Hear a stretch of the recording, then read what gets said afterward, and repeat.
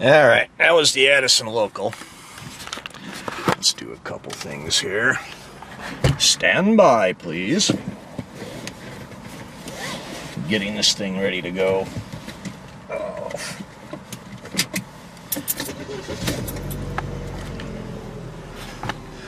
Alright, phone's plugged in. Camera's running. Windows.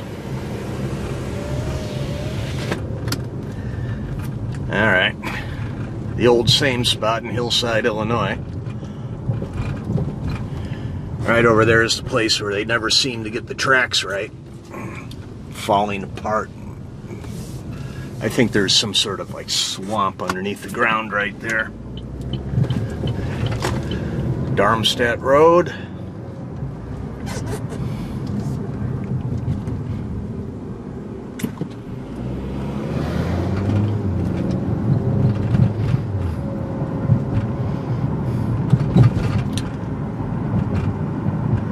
Alright, school's back in session.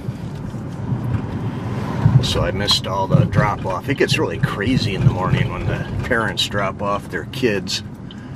There's the high school over there. Oh, man.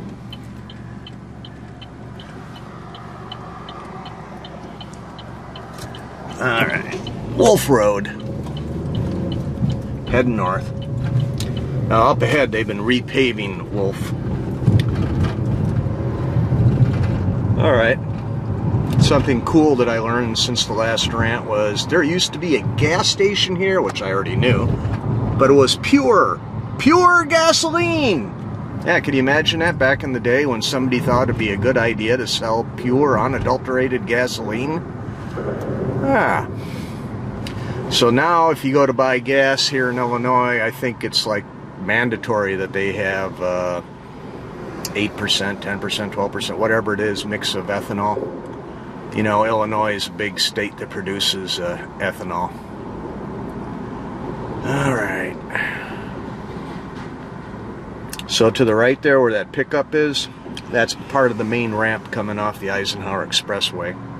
It's part of the old surface streets around here. And off that way is where the old top of the hill used to be. But when they built the expressways, they literally chopped down quite a bit of the hill. And then over time, as the expressway expanded, they had to borrow pieces of land from places. In fact, that whole mall back there by the Pure gas station, that thing disappeared because of the expressway in a lot of ways. Expressway cut across the back end of the property, and they didn't really have a good access. Over in that corner there where the Walgreens is, that used to be a funeral restaurant, so to speak. It had a regular walk-in clientele and everything, lunch and dinner and all that. But what they do is these funeral banquets. And there was one up the road that way, Steamex. There was the one on this corner going backwards 2 miles down on 22nd. There's another one. Steamex is shut down, so I don't know who's doing the funeral banquets anymore. There's a pair of places, maybe 3 of them down on Roosevelt, right there at the cemeteries. The road is smooth. Okay, so this is the base coat of asphalt, so to speak. I don't know if you can see the lip on the curb. They're going to put down another layer of asphalt. They were doing this yesterday, all day yesterday. Oh, they missed a spot. This is the notorious low spot under the bridge, the can opener. Don't know how many times I've seen debris laying in the street there. Oh, okay, so they're working on the other side right now. I was behind a semi-trailer yesterday and I watched a semi-trailer take out one of these cheap orange cones. I will say that after living in the Chicago area for about 60 years, I know quite a bit about road construction.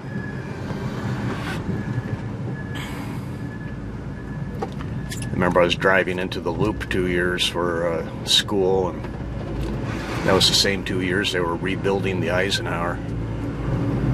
That was also the same 2 years that one of the contractors was taking bribes.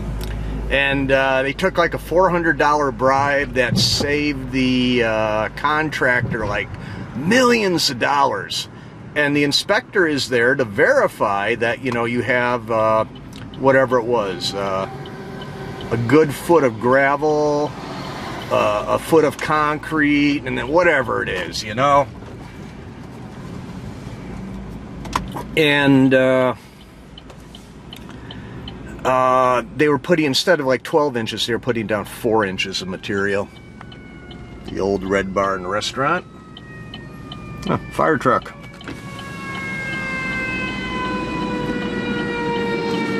Let's see if he comes this way.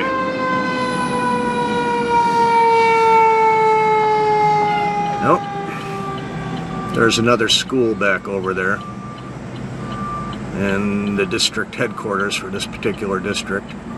There's some sort of construction going on up at the railroad crossing way up there. Looks like half of it's closed. Oh, the unmarked squad just came through.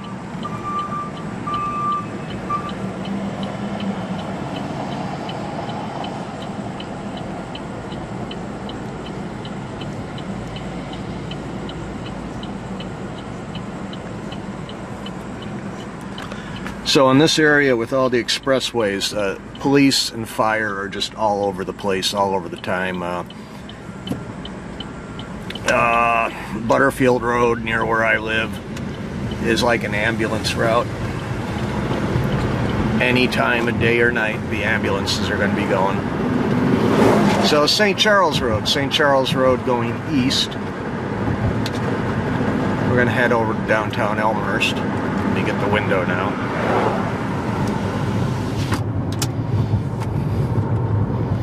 We just passed the Republic Bank. Used to be the Commerce Bank of Berkeley or something like that, and or maybe it was just the Commerce Bank, but it always reminded me of that old TV show that had the Commerce Bank of Beverly Hills, and they had the really tightwad miser running it. Who was that? Raymond Bailey, I believe, was the actor. Played Milburn Drysdale. And what's insane is on one of the computer feeds I get, one of the stream things, one of the outfits that streams has a whole Beverly Hillbillies channel. Alright, so Beverly Hillbillies is like one of my old-time favorite shows. Oh, we got an emergency up here, too. What happened with the Hillbillies is it's kind of, in a way, a microcosm of my family. Both my folks came up out of poverty, Wisconsin, Iowa, and they had a lot of hard work. It was a real tough go of things until we got to Elmhurst, the greater Yorkfield metropolitan area.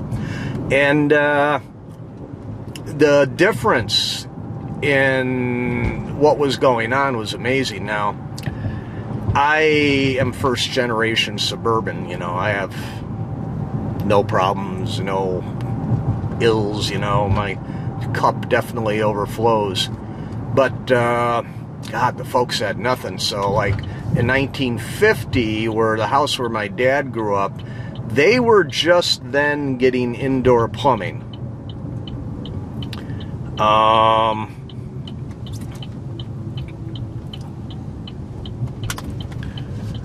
Alright, it was an accident. It must have just been cleaned up.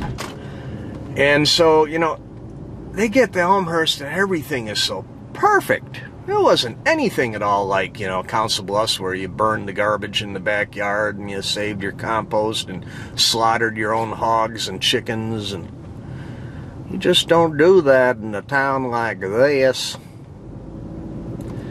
So anyways, yeah, Beverly Hillbillies is a total exaggeration of everything. But what was neat about the way the show was developed, I want to say Sherwood Schwartz. He had spent some time in the Missouri Ozarks, Arkansas Ozarks, and he got to know hill people, and he understood, you know, how people would say critters and things like that. And, well, he remembered the language. the local color, the lore, and things like that, and he was able to harvest it when he made his show. And of course the fantasy, which is hooking everybody, is pretty much kind of like what I just explained to you. You come into something that's very different and very new and very foreign and very alien. In this case, it was a positive, and these people kept taking it on the chin, and it kept being positive.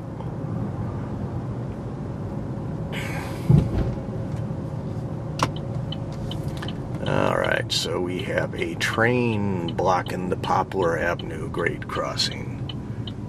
And what do we have over here? We have another train, or... wait a second, no, it's the same train. Just misgauged the locos.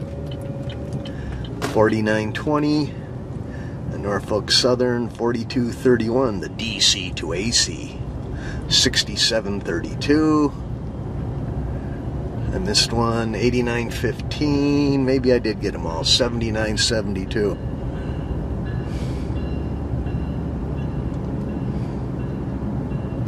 Alright, well, I forgot to go get my lottery at the regular place, so I'm going to have to loop back and go get the lottery.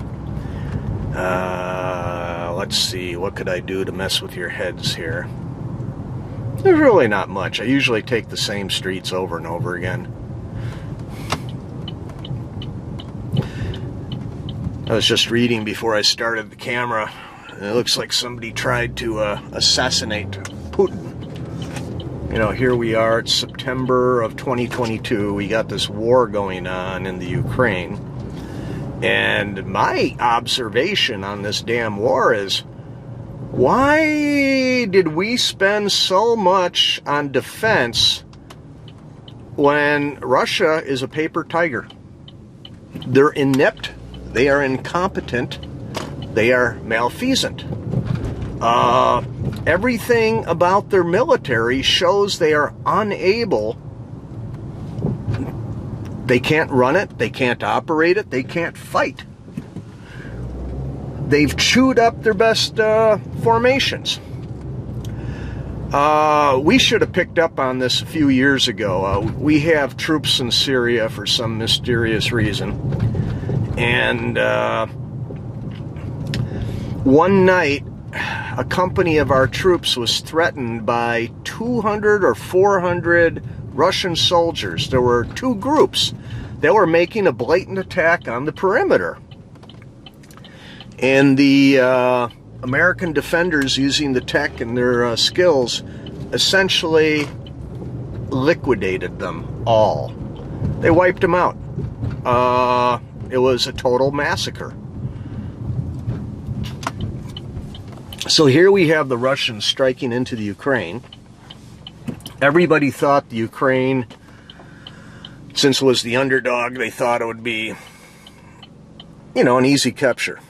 They thought it would be really easy to capture it, take it over, conquer it, and then integrate it into the existing nation.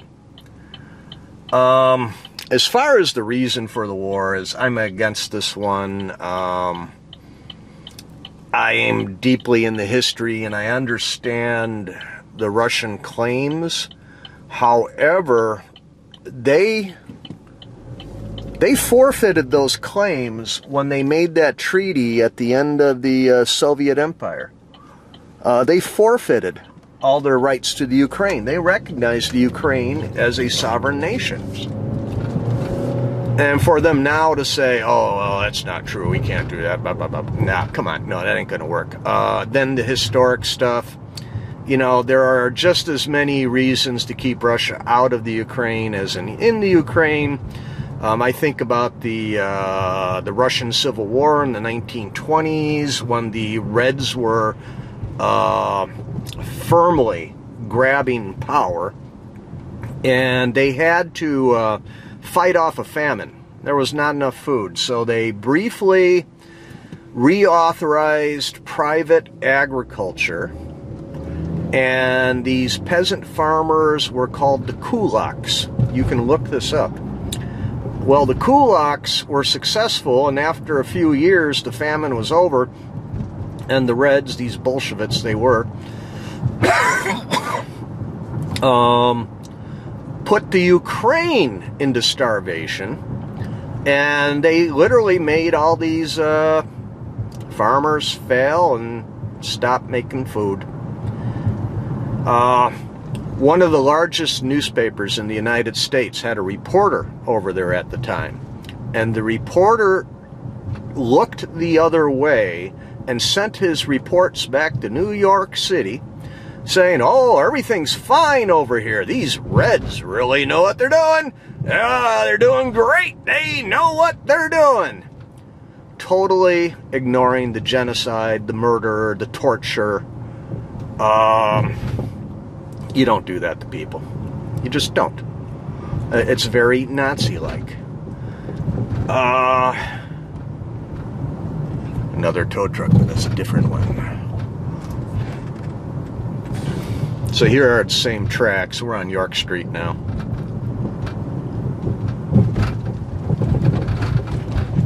Fire station number 2. Now, the Soviets got kicked out of Afghanistan. Remember that? They had a hard fight there. They got kicked out. Does anybody really remember the performance of the Soviet army in World War II? Now, keep in mind that the Germans and the Russians had a non-aggression pact, and the two of them attacked Poland and divided it up amongst themselves, and then the Germans betrayed the Soviets and attacked Russia. And when the Germans went into Russia, it was a slaughter. Now, the Russians are really touchy about this, and they should be, because they really pissed away a huge part of their army, kind of like what's going on right now. And the United States did a couple things for them. We sent them a lot of stuff. The better stuff that we sent them was trucks and communication wire. They were able to move their stuff. They were able to communicate. Without that, it would have been a much longer war. Yeah, they got their head kicked in that war, but, you know, they brought it on themselves. One of the reasons was the Soviets under Stalin purged the leadership. Yeah, they purged the leadership of the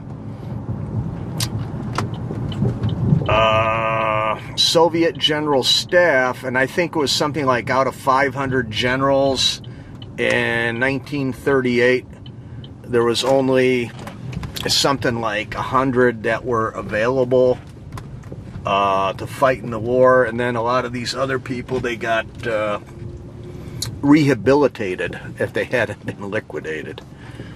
All right, time for a quick break. And we're back. Unlike slow TV, this camera's gone all over the place, and I'm talking and all that stuff. I did a slow TV hour, 20 minutes the other day, the expressway junction out there, Hillside. Kind of where we just were, in a way, where we started up. A lot of construction. I'm thinking about running you guys up to Bensonville right now to take a look at the construction there. I got, let's see, I got an hour on the SD card, and I got an hour on the battery. I'm using the new Canon camera.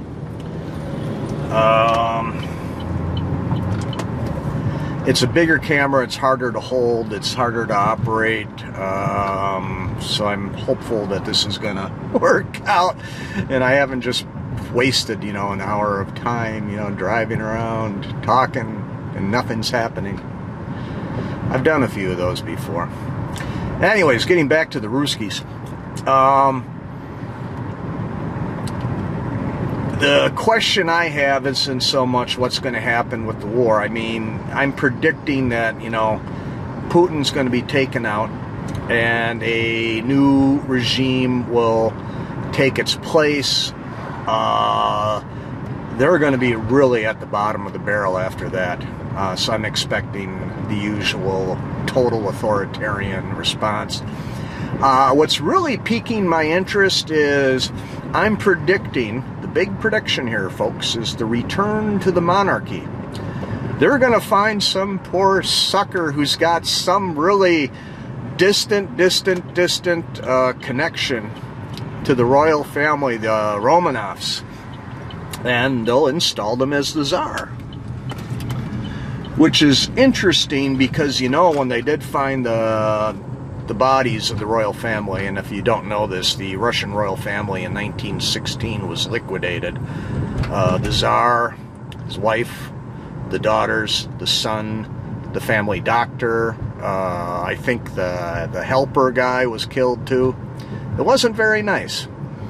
But you know, when they finally, the locals up there, God, I can't remember the town. Anyways, they knew where the graves were. They had marked them. They actually made them a shrine. There's a church there now, a chapel. But at first they could not find Anastasia, and then they weren't able to find Alexei, but then there was another location where they found some bones, and after scientific examination they said, why yes, these are the bones. By the way, on a related story, you know, the Russians took Berlin at the end of World War II, and Hitler supposedly had killed himself, and oh, I don't know when this was, a dozen years ago. This was in the 2000s sometime. They let a forensic investigator look at what was left of Hitler's skull. They had it in a shoebox there in the National Archives in Moscow, and the scientist, what he did is he examined the bones and bone fragments, and the main thought that came out of that was the piece of skull which he examined, it says, was not male, it was female. So I don't think they have Hitler's body there. One of the more fascinating rumors that comes out of the end of World War II is that Hitler actually tried to escape, was captured, taken to Moscow, and Stalin had him filmed being tortured to death. And Stalin would watch those films.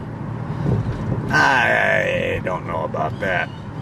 But getting back to the current state of Russian military affairs, tell me something. If it weren't for the Chinese, I don't think the U.S. would need an army anymore. I mean, what the heck? Why do we have NATO anymore at this point? I mean, the Ruskies, obviously they're going to be defeated. They're going down. They're not going to be capable of even coming back to regional power status. They're going to be like Bulgaria all over again. Nothing against the Bulgars. But watch out for Bulgars telling rude jokes, because that makes them vulgar. Alright, so I'm on Spring Road Business District. This place is going away. That used to be a Sandy's many years ago. Here's the tracks again. Used to be a siding over here for the old power plant some 100 years ago. Let's see. What happened was I just got a phone call from a friend I helped out yesterday, a senior, and totally took away every thought I had in the brain. I had this whole thing worked out. Anyways, Ruskies, monarchy, the Tsar will be back. Why are we spending all this money on weapons and stuff if the Russians aren't capable of fighting? That's my big thing, you know. And how is it possible that our guys,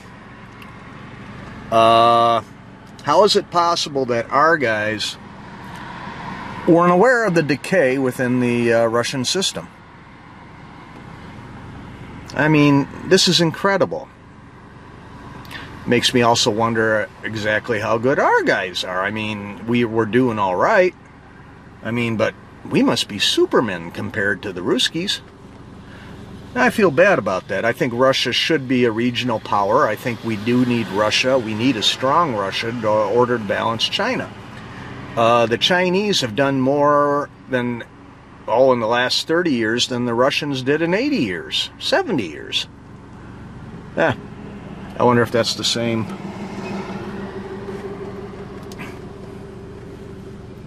I don't know. So we're at St. Charles Road. Here's another high school. That's the high school I went to. Alright. So right up in this area in the old days, ahead of us to the left was the old Elmhurst Golf Course. Elmhurst Golf Club, I think it was called. That's gone. Alright, we're going to have to go past the notorious party house of the 1970s.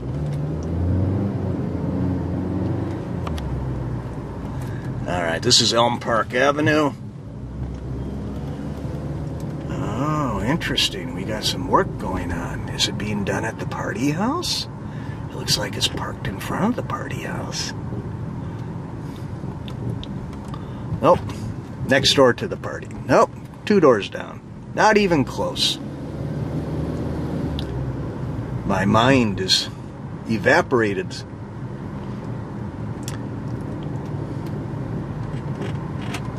Guy behind me is tailgating.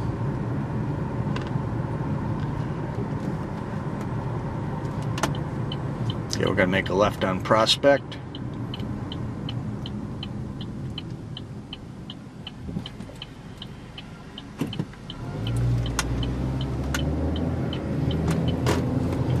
Alright, there's the Veterans Memorial. I got a video of the cannon they fired.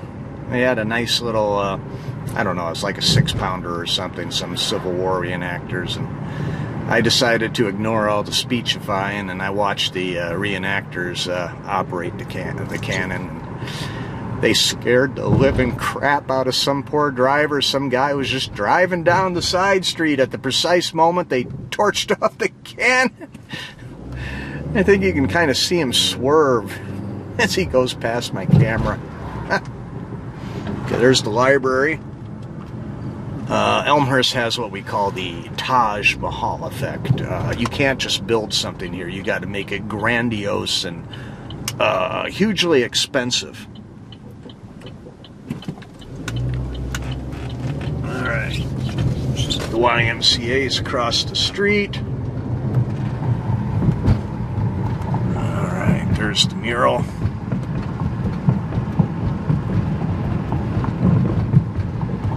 That's Elmhurst College, now known as Elmhurst University. Oh, we got maintainers working today.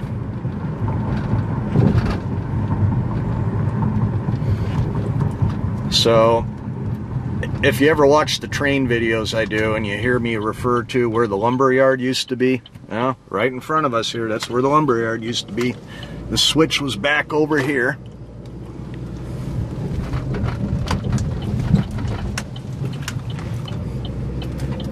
Okay, now we're on 1st Street.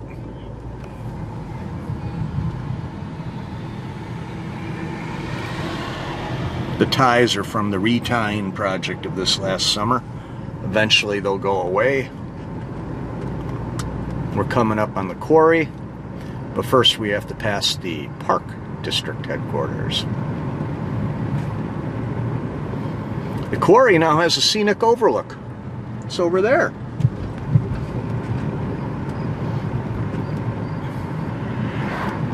So there used to be a lot more tracks back in this zone right here. Right along here there was a series of tracks, and they had that really cool direct drive quarry locomotive. You can't see into the quarry because of all the fences and the trees and stuff, but it's like 400 feet deep. There's 2 lobes, as it's called, and I'm about to turn right onto West Avenue. And what happens here is, over the years, the quarry has been mined so extensively that the road here is like a causeway. All right, I don't know if you can kind of tell looking that way. And then, see how it's a ridge here? This is the high point. Okay, there's the quarry back over there. And we have the quarry over here. And while it's a quarry, it's no longer a quarry. It's a big hole in the ground. After the big floods in 1987, the DuPage County Stormwater Commission was created. They purchased the quarry from the private owners. The quarry was lined with some sort of material, and a channel was created. A ditch was basically dug from Salt Creek, which is not that far. And there's a natural way of letting the water overflow into the quarry channel. There's an adjustable weir, W-E-I-R. So if the creek gets all crazy, they got a preset spot where the water would just lap over it and would divert quite a bit of water into the quarry. On the other hand, if there's other types of conditions going on, they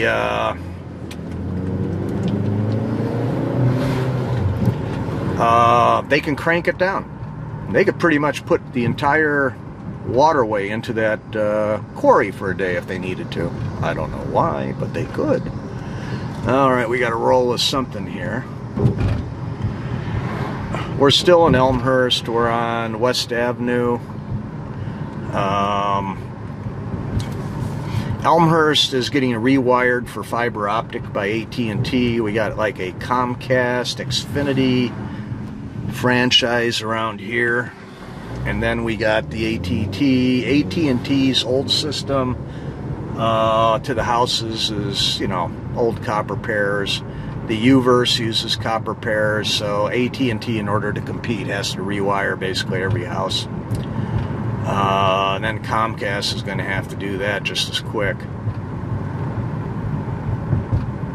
It's another thing about that war in the Ukraine. The use of the drones is really messing with my head.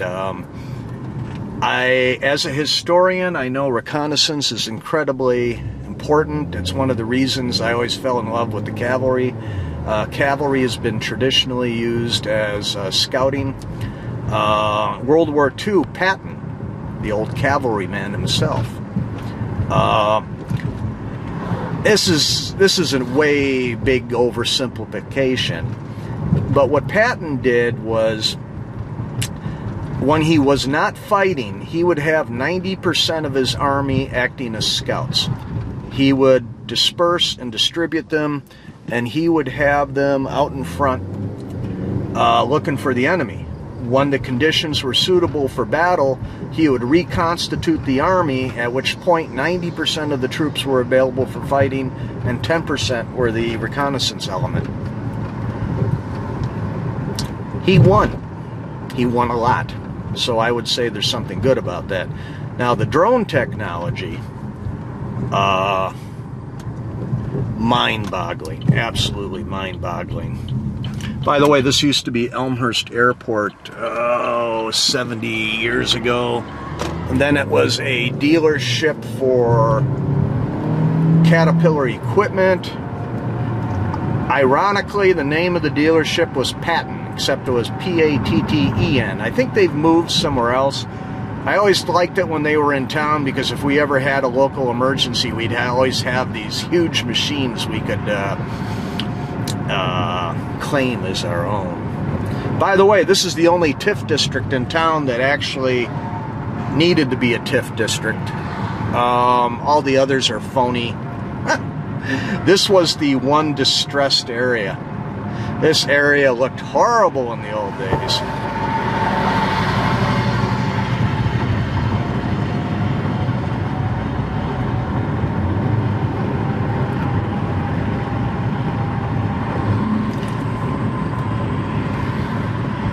So the drone technology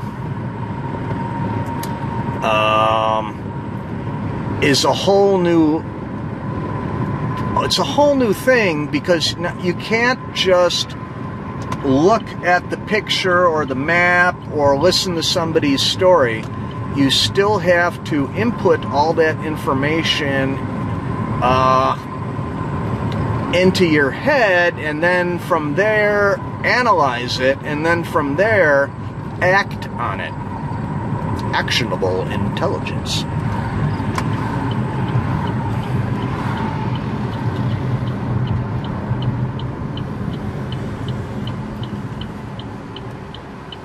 Okay, this is Lake Street and York Road. This is 290.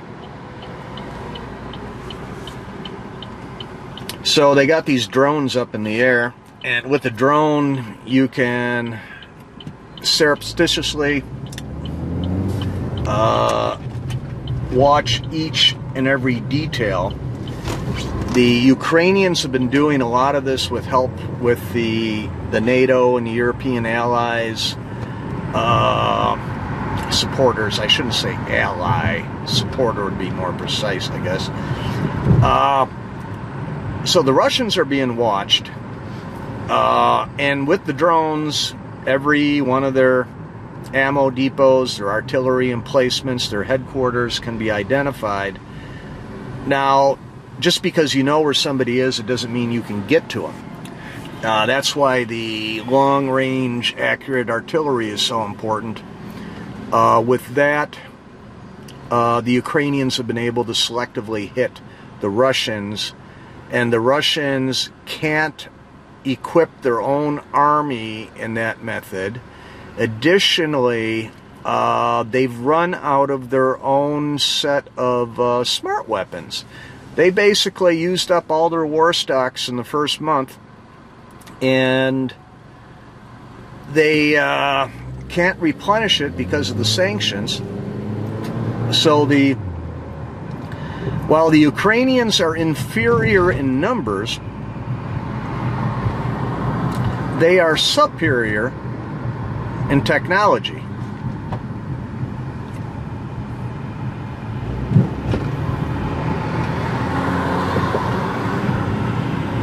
So the Ukrainians have been hitting those ammo depots, and they've been hitting the headquarters, and that means the Russians have to disperse their stuff, move it farther back, do a lot more work to hide things. And as they do that, they make all those resources less available to their troops, and it is a vicious cycle of being forced back. Now, it looks like they've been forced back into the so-called friendly regions of the Ukraine. I don't know what's going to happen if the Ukrainians try to actually assault Russia itself. There is the joker in the deck, the war deck, of the nukes being used.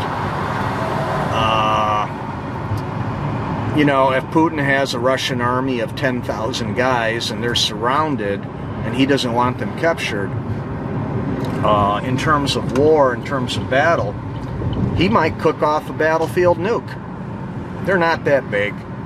If you saw that Beirut explosion a couple of years ago where the grain elevators blew up because of all the explosives they've been hiding in there, yeah, you're going to take out a battlefield nuke would basically like completely destroy 4 city blocks, obliterate it, and then like for another 10 blocks out in any direction, survival of equipment and personnel is not all that good. What the speculation is that the Ukrainians could probably absorb 4 or 5 hits, but the Russians are going to be using the nukes as terror weapons. Not cool. So that's still a possibility. If the Russians use the nukes, it's going to be bad. It'll probably bring NATO in. There's talk already of putting the Ukraine under NATO's nuclear umbrella. You know, once the cat's out of the bag, it's hard to put it back in, and that's what Putin's finding right now. He started this damn war, and he just doesn't have the resources or the men anymore. The qualitative edge is gone. The only way out of this for him is a complete mobilization, and the Russian people, I don't think, are going to put up with it. I mean, I keep coming back to, like, August 1914 with the World War I. You know, World War I got going because the Russians backed the Serbs in the Balkans, and with the alliance and the entente, once the declarations of war started flying, I mean, boom, everybody's involved. And how many people got killed in that worthless war? Still on York Street going north.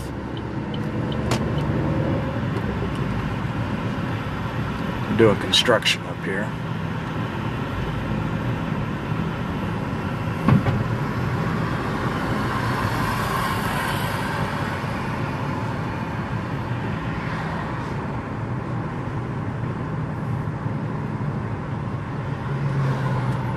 That's a new school over there, and we got a yellow light.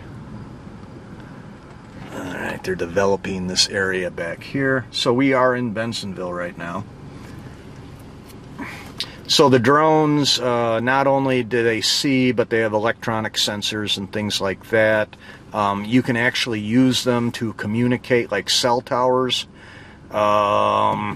One of the best things that happened to the Ukraine was the brand new space satellite system of internet linkage was just becoming operational, and the guy that owns it sent the Ukrainians like a set of 500 or something like that. I don't know what it was.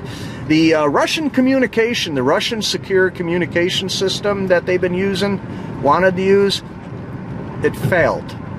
So they were using cell phones and open radio communications, which the Ukrainians were monitoring, and the Russians still haven't fixed that.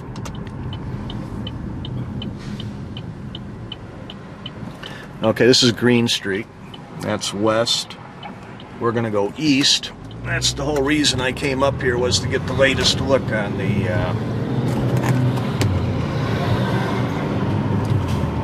construction. Over here, that's a demolition. Alright.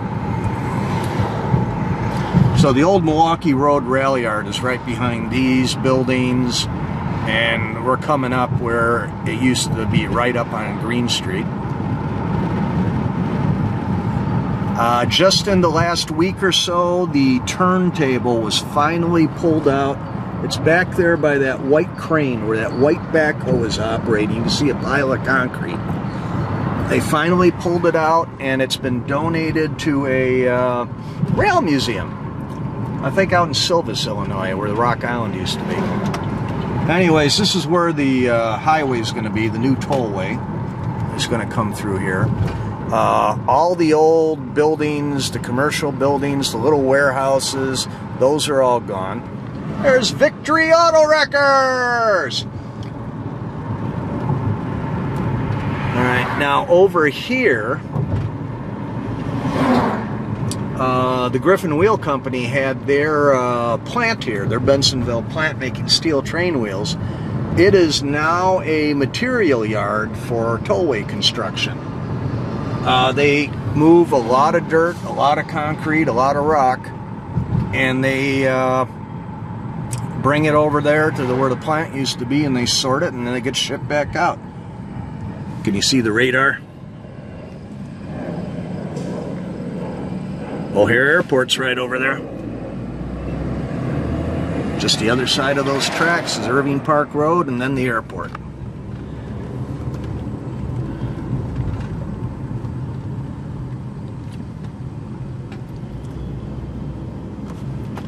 We're going so slow I can open the window and not get any air noise.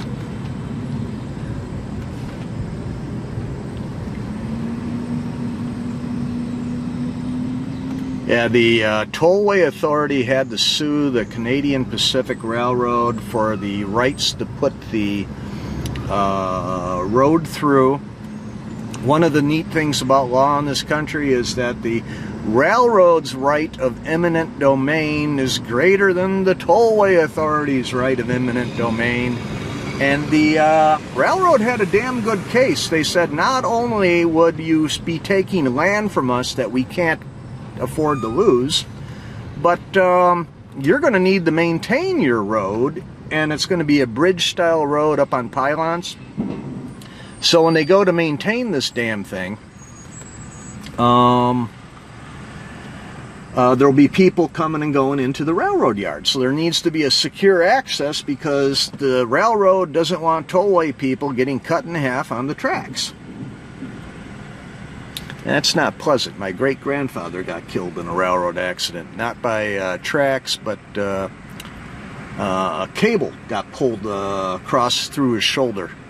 He was partially truncated. There's a flagman just up ahead. I don't know if you could see him or not. So it's a one-way thing. This track is Union Pacific Railroad. It's the bridge here. It goes down to the Proviso Yard, a couple miles that way. And then it goes, I want to say it's the Techni sub. It goes up past the airport, up north. I think this is the one that goes across, that has the Shermer Road viaduct that collapsed, maybe a dozen years ago. We're getting dust now, so I gotta close it up again. They rebuilt the bridge here, and over there's another bridge across those tracks. Yeah, this area is so completely changed. Up on the other side of the railroad yard up along York, there were two fairly big subdivisions. I think we're talking hundreds of homes, and those were ripped out for the O'Hare expansion. There's a plane taking off over there. I don't know if you can see it or not.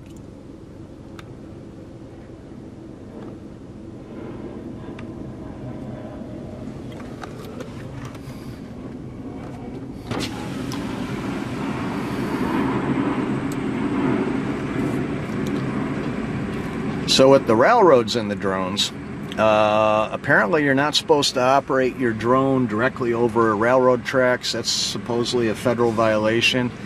I heard that from a Metra cop, and a Metra cop, I just happened to meet him. He was getting his drone practice in with the Metra drone. This is where I was doing all those videos down in Western Springs with the new tollway bridge. There's a big playlist on that one.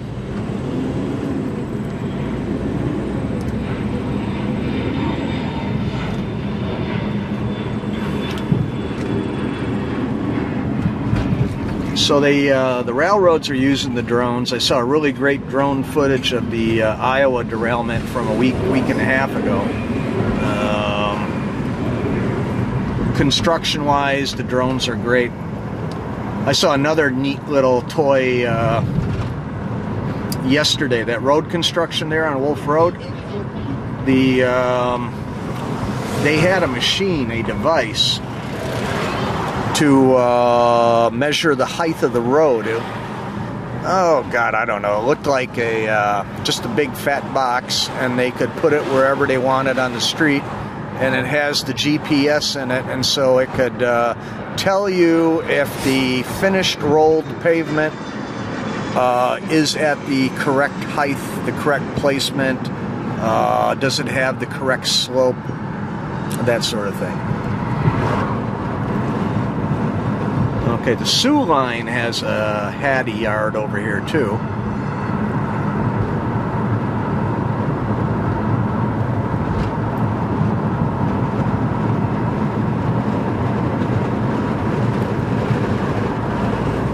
Now this dog joint here, they're always busy during the weekday because of all these factories and stuff, but on like Saturdays and Sundays they don't even open.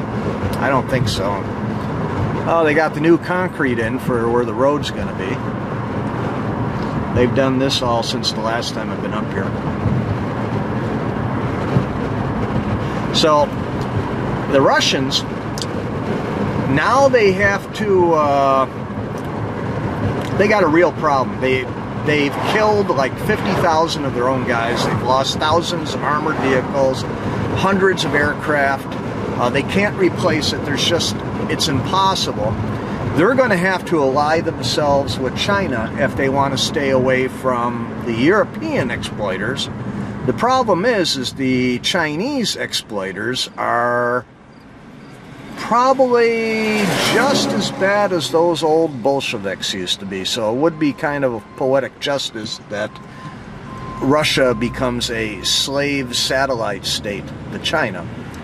However, the better fix, the more appropriate fix, would be to just completely reintegrate Russia back into the European community. Like I said, they're not going to be a major power anytime soon. They got some aspects, but they're definitely not a regional power. There's going to be people calling for disarming them, taking away their nukes. I don't think they're going to want to give them up. However, economically, they could be leveraged into something like that.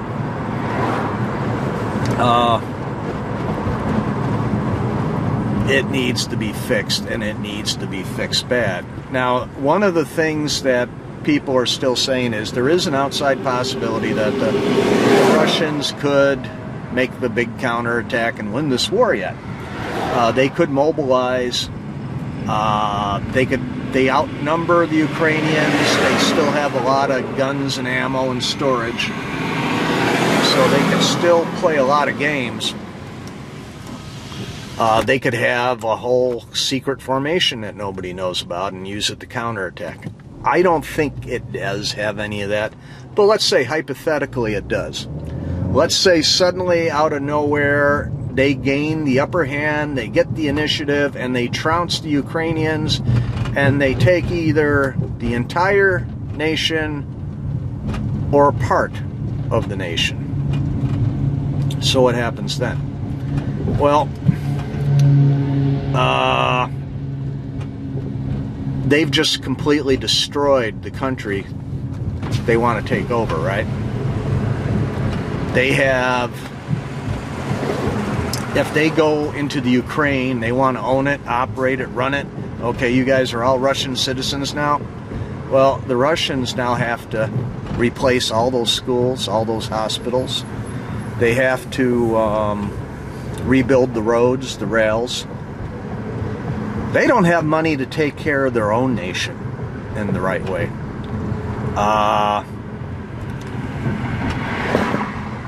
This is like a cascading failure, so people do stupid things. I remember Hitler in his last days, he ordered a scorched earth policy. He said there was nothing that the Russians could have.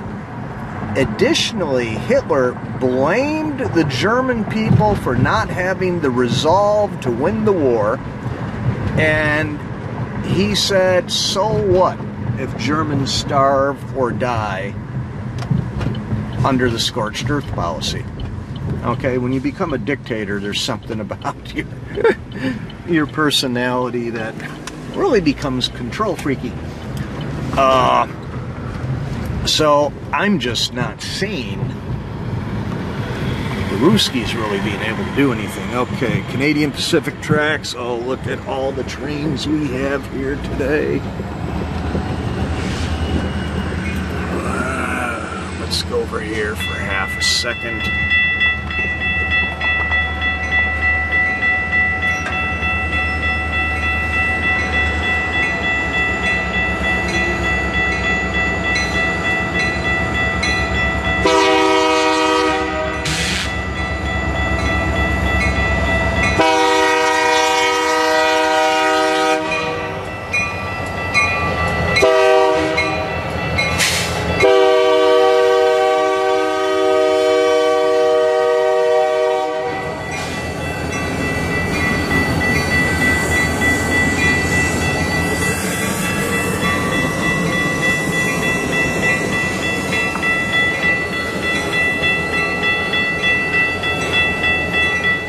Okay, I don't know about the first locomotive, but the second one was, if I read it right, it was an SD40N. N like Nancy.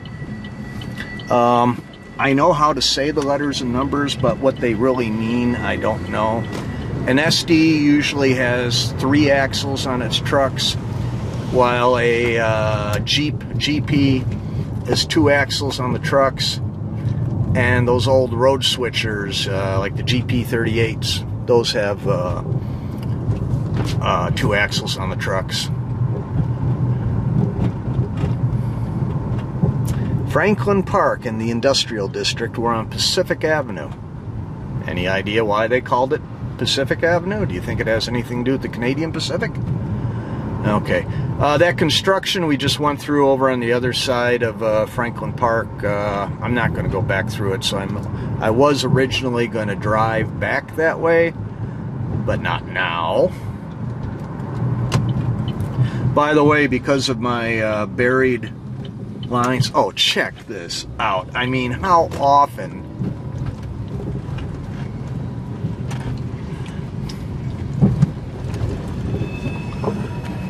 it's an actual caboose.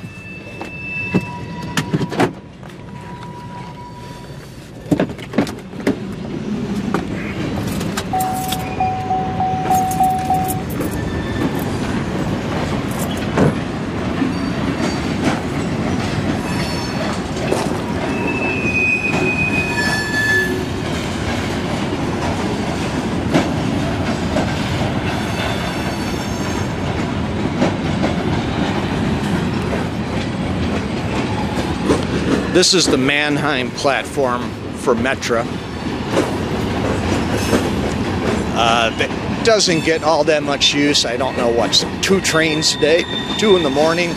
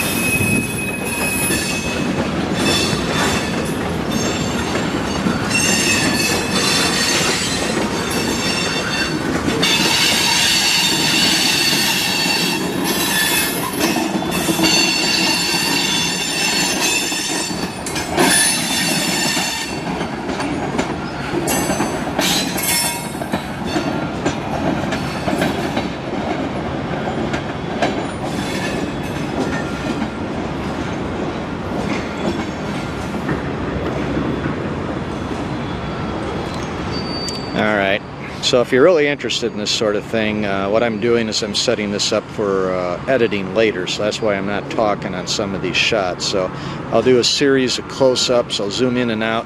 Normally I'd edit within the camera. Since I'm doing it kind of different today with the Rant, I won't be doing it that way. So give me a minute here.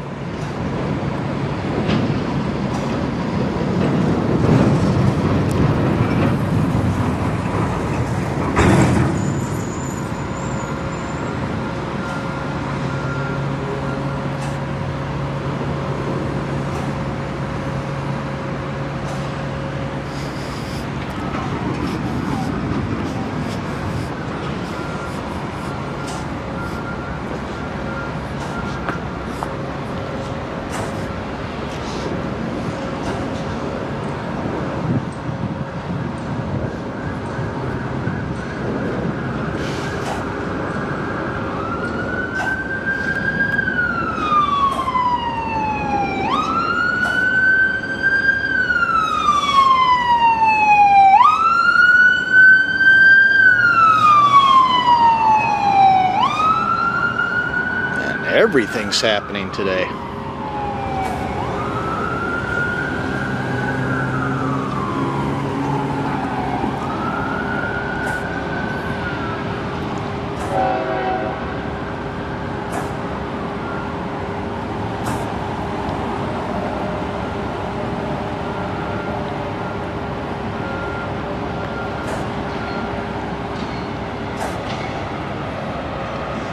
That construction over there, that's all for the tollway. They got to shift over a major track because that's, oh, let's see, Pretty much right there is where the track bends. You can see that string of intermodals back there. So that goes back to the yard and the tracks along Green Street, which I was just on.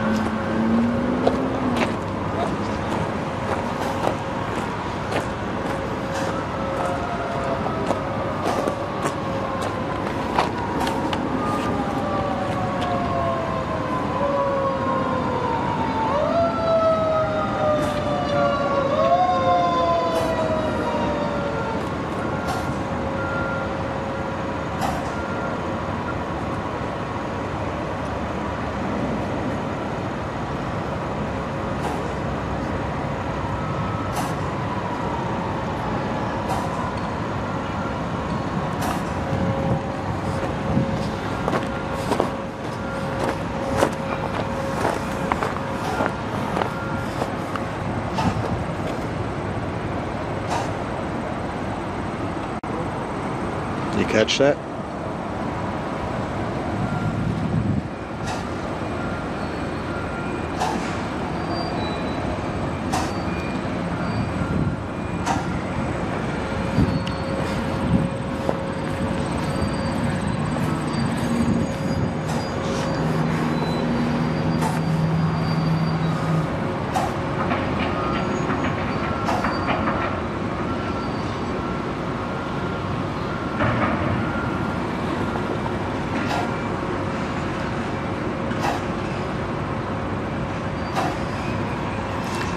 Alright, I'm almost done with this.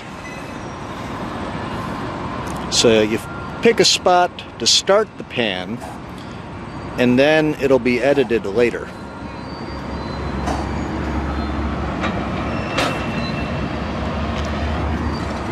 So I'm going to pick here to start.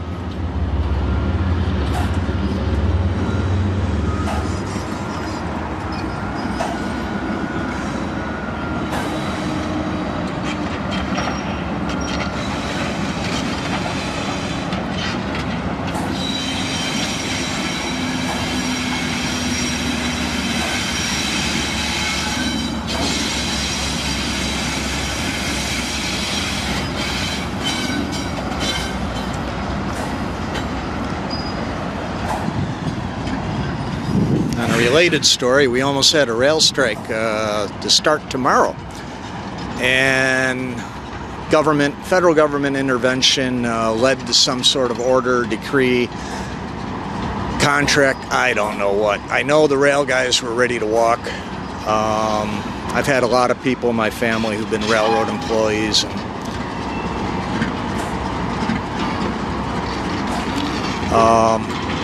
it's a tough job, especially when you're new. Very tough job. So working hours and things like that, very important. They need a break. The raises are going to be significant, and with inflation and everything, probably well deserved. All right, I'm going to get back in the car here.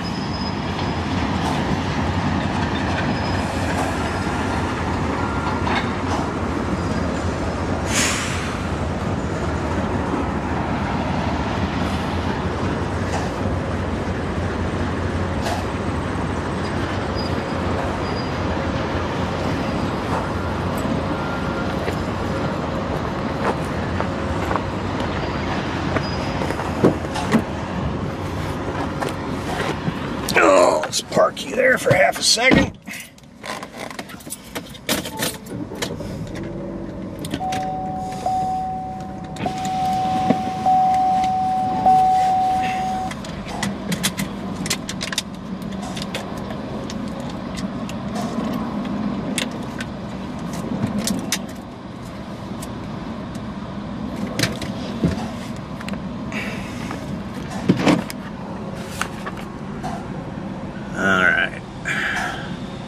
I only got 18 minutes left on the card. So I think that'll get me back to Elmhurst.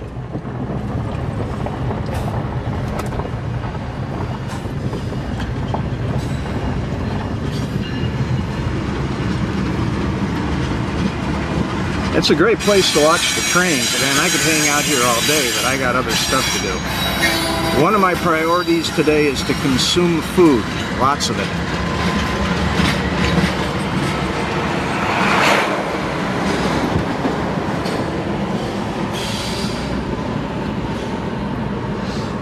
Okay, so we want to get up on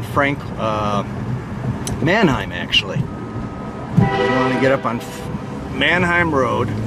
That's the tollway right there. That's the Tri-State Tollway, which keeps growing like a cancer.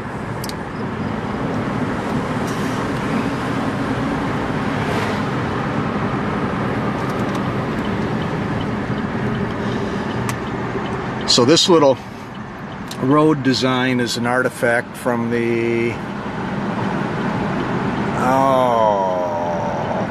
original blueprint, footprint of the highway, the roads. Mannheim is 3 U.S. highways at the same time.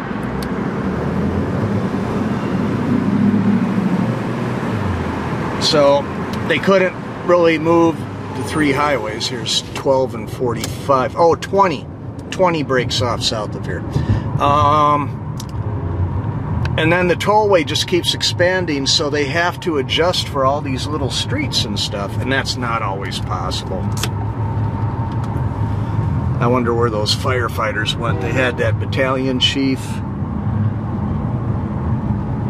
and the 2 rigs. It could be anywhere. I mean, Franklin Park goes way that way, and then it goes a little this way, and there's a lot of industry. Franklin Park was a neat little town with, at the time, modern development. I think this was around 1900. The guy that put the money into his town, which I think his name might have been Franklin of all things, he wanted a mixture of homes, apartments, shops, and light industry, and would all tie in with the railroad.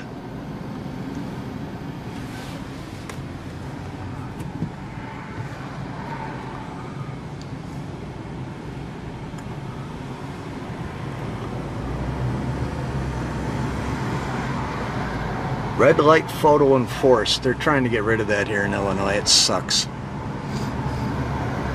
See, if I go this way, that'll take me back towards Green Street. Plexco was down there. That same company I told you about with the steel train wheels, Griffin Wheel Company. They were owned by something called Amstead, American Steel Foundries. Well, back in the 70s, Amstead owned Plexco, which made plastic pipe, and Amstead also owned Griffin Pipe, which made cast iron pipe. And as they were looking at everything, they said, you know, cast iron pipe is going to be around for centuries. You just can't replace it. But plastic pipe, we just don't see the future for plastic pipe. So let's sell that division. Which is what they did. Alright. I just cheated. I just cheated. The white lines. Fortunately, it wasn't a yellow. Now, are you going to come my way?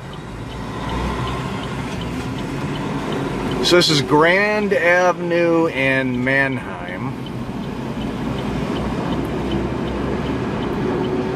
I think this is where they got the goofy hospital with all the stairs to the emergency room. Okay, a 53-footer maybe? That number's 5302. I wonder if that's a coincidence.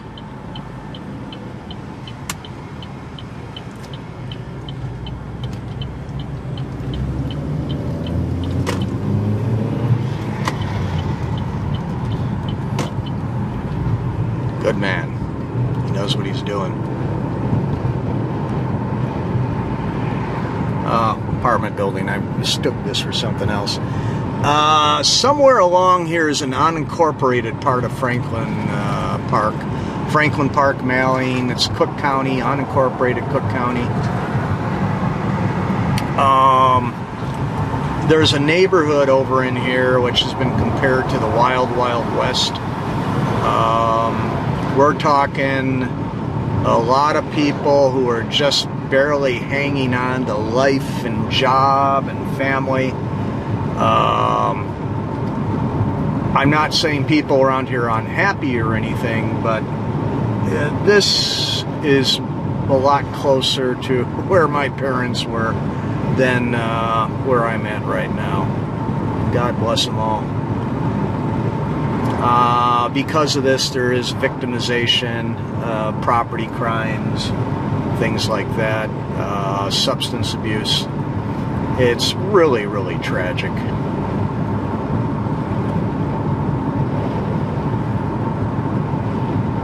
So we're on Grand Avenue going west. Okay, here's Wolf Road.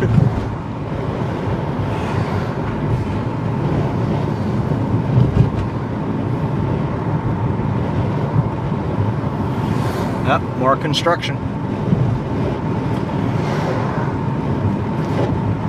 You know, they built the tollway back in the early 50s, and I remember people saying in the 70s, oh, they're supposed to turn it into freeway when the bonds are paid off. But the tollway never paid off the bonds. What it did was it turned around and borrowed more money to build more roads. And so it becomes this, you know, I really don't like the phrase vicious cycle or vicious circle. But what can I say? It's accurate here. Okay, here's that Union Pacific track again. So we're coming up in the zone where the new O'Hare Ring Road is going to send its ramps down through here somewhere. This is the tollway here, and what I'm going to do is, this is County Line Road here. Man, look at all this.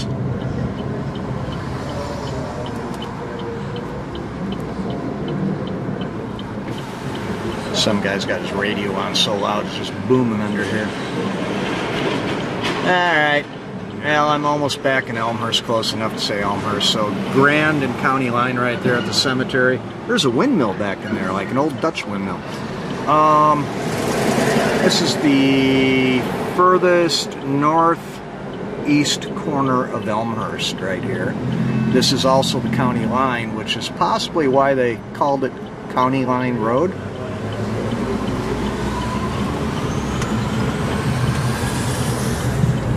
Eventually, I'm going to cut together a whole bunch of these traveling clips I've made. And if you go through the channel and you see some of the slow TV stuff and some of the rants, I do take some of the same roads. And that's deliberate because as a historian, I'm interested in seeing the change. And so I have tape of County Line here before they started the construction, and we'll have it when it's complete. Here's the little creek that goes under here.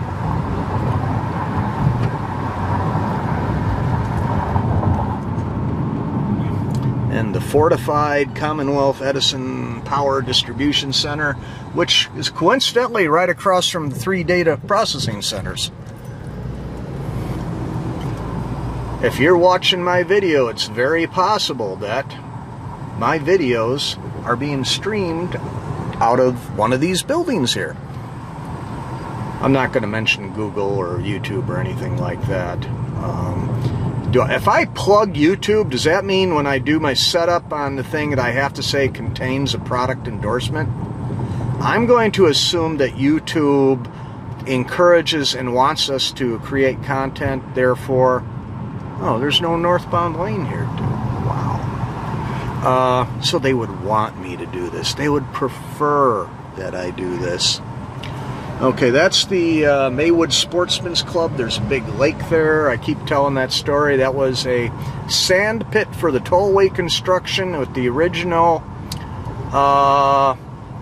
tollway when they built it back in the 50s. A buddy of mine who had 30 years on me, he told me the story that when they were harvesting the sand one morning, they hit some water, and within 4 hours the entire pit had completely filled up. That doesn't surprise me.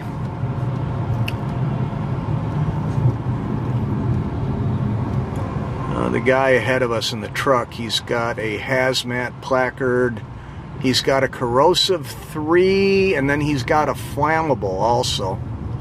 And he's set up to, like, he can carry like 6 placards. This guy just had me stop so he could get in front of me. What the hell? Of course, I wasn't going to argue with him. Can you imagine if I got him pissed off and he was behind me with that? Now, where's he going to go? What are you going to do, man?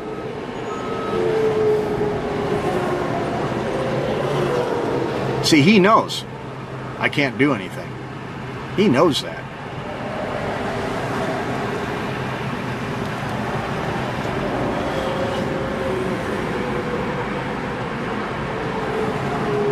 Now, once he drops those off, he's going to have to come back somehow. I wonder how he's going to do that.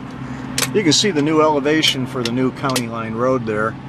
So they're moving it over to the west, at least one lane.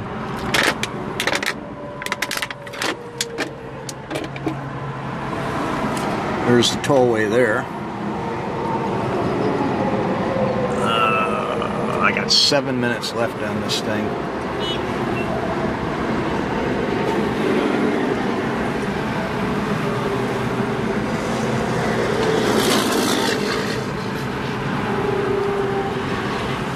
It's a Nissan forklift. It's an FL15. I don't know if that's the model number or if that's the construction company's dedication number. I worked for a moving company and they had like 6 trucks, maybe 7. And when I got there, I saw truck 101, 102, 103, and pretty quick I caught on. I said, well, where's truck number 1, blah, blah, blah. And the owner said, well, basically they've gone through that many trucks in their history, but they don't have that many trucks on the road at any one time.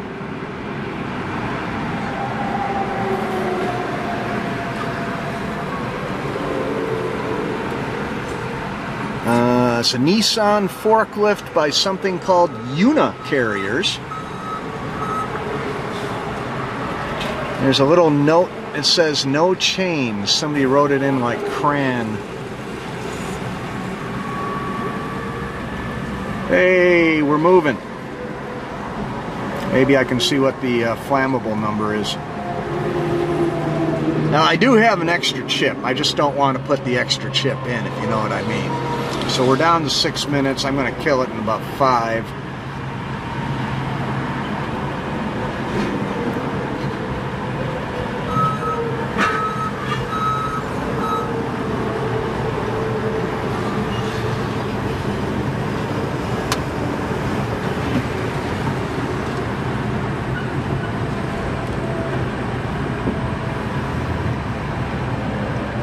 Nah, it wasn't the Elmhurst City Inspector, was it?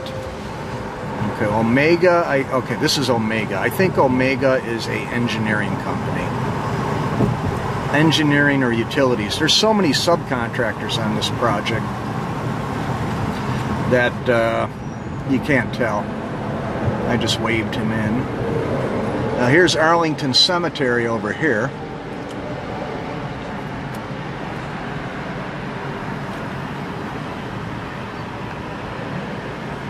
Yeah, this is so jammed up. I thought for sure I'd be able to do another several miles, get almost all the way back to the house. But no, that's not going to happen. Anyways, thanks for tuning in and listening. Take a look at the rest of the channel. Take a look at all the playlists. So the Rants, Screeds, and Casual Conversations are now on a playlist. Slow TV's on a playlist.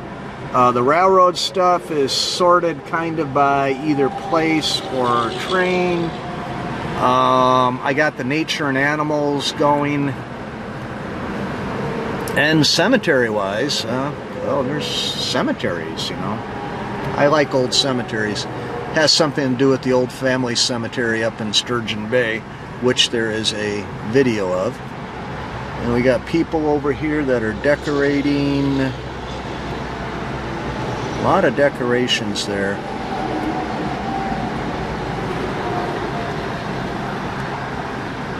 I wonder if this is their car. Oh, there was another car parked down in there. So who knows? Alright, we're getting close to the end here. Yeah, definitely take a look. I try to post something at least once a week. Sometimes I go like really crazy and I'll put up like 10 videos at once. This one's going to be a technical challenge. It's September 15th, 2022. If I start posting it today, it will, on YouTube, goes through the Uverse. Oh, God, it's going to be a day and a half, so about 30 hours minimum. So hour and 20 minutes to 30 hours. That's a hell of a ratio. Alright. So from the land of the rolling Buick, it is time to say farewell.